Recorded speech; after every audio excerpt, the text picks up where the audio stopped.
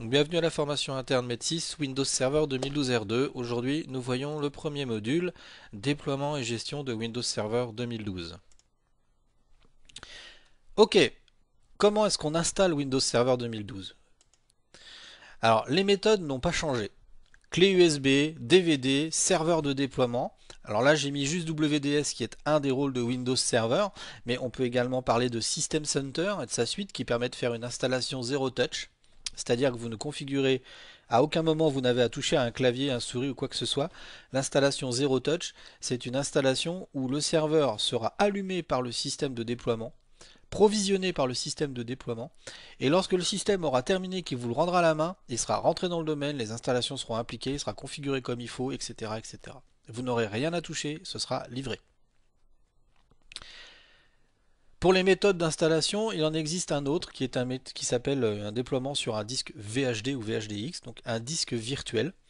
Ce disque en fait contient une image du système que vous avez préalablement installé, d'accord, et vous démarrez en fait la machine directement sur ce disque virtuel.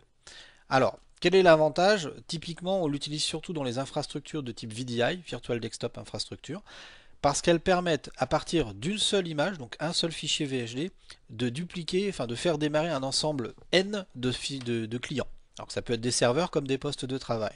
Ce qui est intéressant, c'est que déjà, pas de perte de temps à une installation de système différente, pas de perte de temps à reconfigurer tout, à paramétrer, etc. Tout ça c'est automatisé. Par contre, si demain vous deviez, sur toutes ces machines en VDI que vous avez déployées, mettre à jour Office 2013 vers Office 2016 sur l'image, vous seriez obligé d'en régénérer une nouvelle. Cette fois-ci, vous allez pouvoir gérer un versionning, donc faire une montée en version de l'image, installer Office 2016, publier la nouvelle version, et toute votre infrastructure sera automatiquement mise à jour. Ça, on n'en parle pas trop, il faut juste savoir que ça existe. Ça peut être abordé ou sous-entendu dans les questions de certification. Autre chose à savoir, c'est qu'il existe deux types d'installations qui vous sont proposées, l'installation minimale et l'installation complète. L'installation minimale, on en a déjà parlé. Ah, tiens, d'ailleurs, il y a une faute d'orthographe, j'oublie le E, faudra que je le corrige ça. C'est celle où vous n'avez pas d'interface graphique, et la complète, c'est celle avec toute l'interface graphique.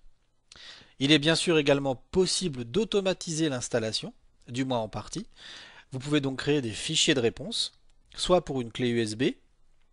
Dans ce cas-là, vous allez booter sur la clé USB ou sur un DVD et le fichier de réponse sera lu par le système automatiquement au démarrage. C'est-à-dire qu'en fait, il va venir le chercher. S'il porte le nom et qu'il est à l'endroit où il l'attend, il va venir le lire et il va automatiquement répondre à des questions que d'habitude vous renseignez à la main. Donc le nom du serveur, l'interface du clavier, sa configuration d'écran, etc., etc. Vous avez aussi un autre fichier de réponse qui existe qui est spécifique à l'environnement WDS, Windows Deployment Services. Ce fichier de réponse-là va plus loin, c'est-à-dire qu'au-delà de simplement donner des réponses pour l'installation en elle-même, il est aussi capable de rentrer votre serveur dans le domaine, de lui attraper une adresse IP, d'installer des composants supplémentaires, de gérer du versionning de pilote, donc de détecter à partir de tel ou tel serveur s'il est dans telle couche WDS, il va automatiquement être capable de lui ajouter le pilote pour l'imprimante A ou pour la carte vidéo B qui est installée.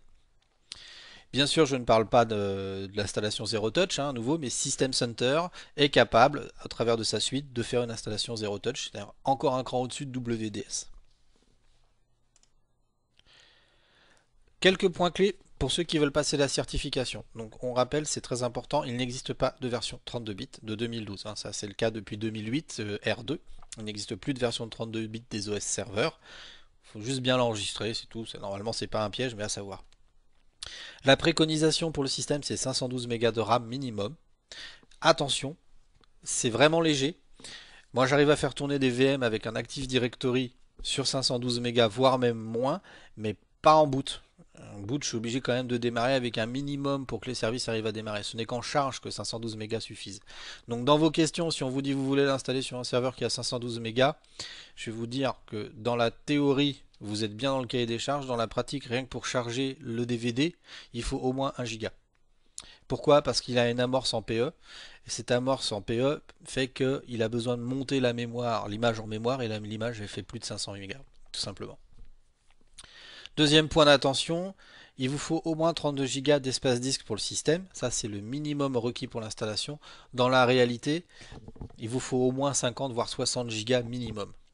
Bon, pour l'assertif, ce sera 32 Go et 512 MO de mémoire. Ok. Un autre point à se rappeler, ça concerne le fichier de pagination, le swap. Donc la taille minimum c'est une fois la mémoire, la taille maximum qu'il va utiliser c'est 3 fois la mémoire. C'est configuré par défaut en automatique et Microsoft recommande de le laisser dans la mesure du possible en automatique parce qu'il le gère bien, ce qui est une réalité. Quand vous avez des systèmes qui commencent à manquer d'espace disque, ça peut être pertinent de le tuner à une taille qui lui correspond. En général on met entre 4 et 8 Go, ça suffit amplement.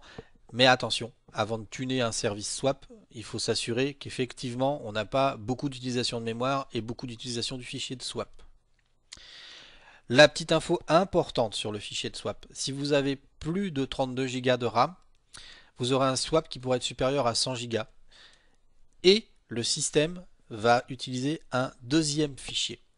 À cause de ça, lorsque vous avez plus de 32 Go de RAM, vous ne pouvez plus installer le système sur 32 Go d'espace disque. Il vous faut plus. Voilà qui conclut notre vidéo. J'espère que son contenu vous a plu et qu'il vous sera utile. N'hésitez surtout pas à venir nous retrouver sur notre site www.medsys.fr ainsi que son blog www.medsys.fr/blog. Il ne me reste plus qu'à vous souhaiter une bonne fin de journée et à vous dire à la prochaine vidéo.